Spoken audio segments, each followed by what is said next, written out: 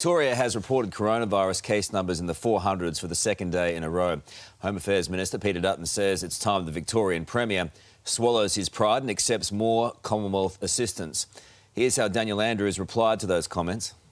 If I need something from the Commonwealth, I don't hesitate to ask, and I tell you who I ask. I ask the Prime Minister. I don't waste my time asking the bloke who he beat in a party room ballot.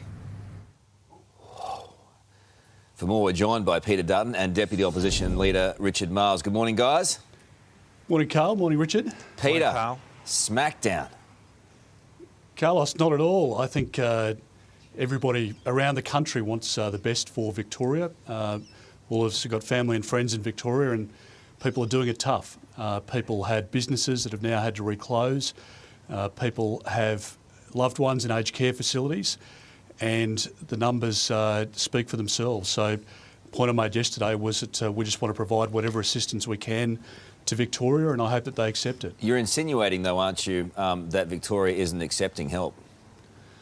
Well, I think if you have a look at the track record, I'm in the Queensland Labor government here, or the New South Wales Liberal government in New South Wales, the way that there's a contrast between their handling, say, of hotel security compared to that of the Andrews government. I mean, all of that speaks for itself, but the concentration now is on making sure that we can help them fix up those problems, and I don't see why Premier Andrews would hesitate to accept that assistance. We've got defence personnel on the ground. That's now been accepted, and I think that's a good thing, because we can help Victoria get through this more quickly than otherwise would be the case. That must have really cheesed you off yesterday, though, what he said. No, look, he's a guy under pressure, and I accept that, and I just want to make sure that we can help him and help his government and ultimately the people of Victoria. I think that's all that's at play here, and I really genuinely want us to do whatever we can, and I don't see why Victoria wouldn't accept that offer of assistance. Richard, is Dan Andrews in a position to fire back on anything at the moment? Oh, look, I think it is a very difficult moment down here in Victoria. There's no doubt about that. But I actually think there has been cooperation between the Victorian and Commonwealth government. I mean, there are ADF personnel, as Peter's just said, who are here doing the work. So, I'm not sure that now is the moment for a manufactured political fight. The truth of the matter is that it's pretty terrifying. Richard, it's not just family and aged care. With respect, it's not just a political fight. The head of the AMA was on our show yesterday. Basically, he was insinuating Dan Andrews isn't taking the help that is so desperately needed. Oh, well, I don't think that's right. I think there is a high degree of cooperation between the two tiers of government. Look, it is very scary here right now. I mean, for businesses that are unable to operate, and people are beside themselves about how long that situation is going to continue. If you've got family in aged care, or if you're in aged care, if you work in aged care, it is utterly terrifying. And really now is the moment to try and work together to get through this. And I don't think people want to have a kind of manufactured political stoush. I think we just want to get through this moment. I mean, we're all holding our breath to see these numbers come down, but every day where there is a new figure with 4 in front of it is a scary day. And right now we're just trying to get through this. Pete, it was a cheap shot yesterday, wasn't it? No, Carl, it wasn't. It was about making sure that we can work together, and the health departments, the chief medical officers, work together every day, and it's incredibly important. But where there's an offer of assistance, if mistakes have been made and we can help rectify those and get Victoria back on track, that's the only game in town. The Treasury numbers that were released yesterday are based on Victoria coming out of lockdown. It's like backing the Broncos. It should happen, but probably won't. Oh. Now, that is a low shot. They're coming back. The Broncos are on their way back. Not. Okay.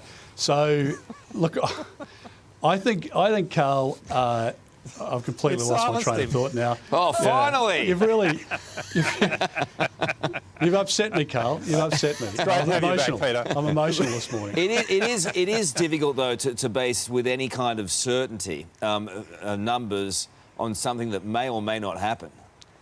Well, look, it's just too many unknowns at the moment, and right. that's the issue. So we've spent almost $289 billion on saving jobs. There would be tens of thousands of businesses now who are in receivership or administration if JobKeeper and JobSeeker hadn't been put in place. Yeah. And as we know, I mean, I've just gone through Western Queensland and up to Northern Queensland. I mean, people are off the back of drought. Some are still in drought.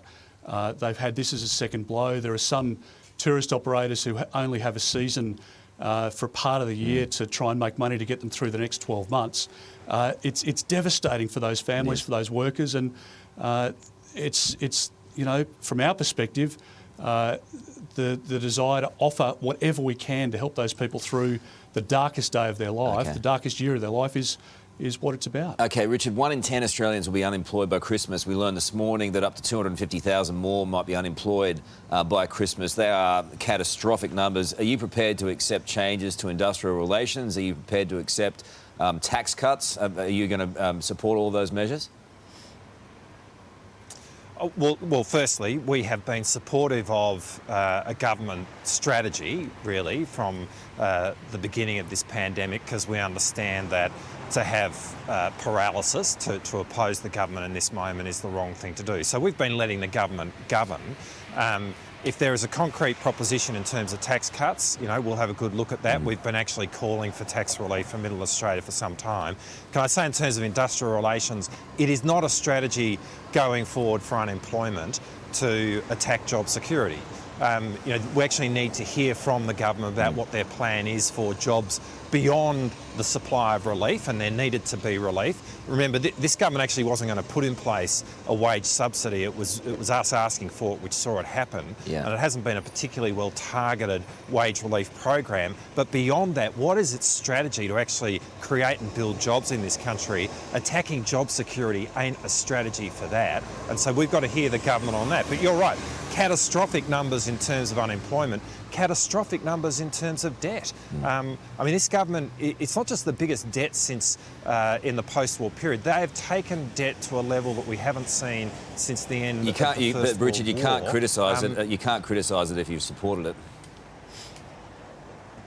Well, to do the opposite would have been paralysis, and we were not going to let that happen. Okay. So we were going to let the government govern. But to say that we're not going to criticise isn't right. It needs to be properly targeted. And so we've got people missing out on JobKeeper on the one hand, while they're overpaying 870,000 people to the tune of $6 billion on the other. Like, we do have to go. Smart. Richard, thank you for your time today. And Peter, go the Broncos this weekend. Go the Bronx. Thanks, guys. How do you, Deb? Carlos, thank you.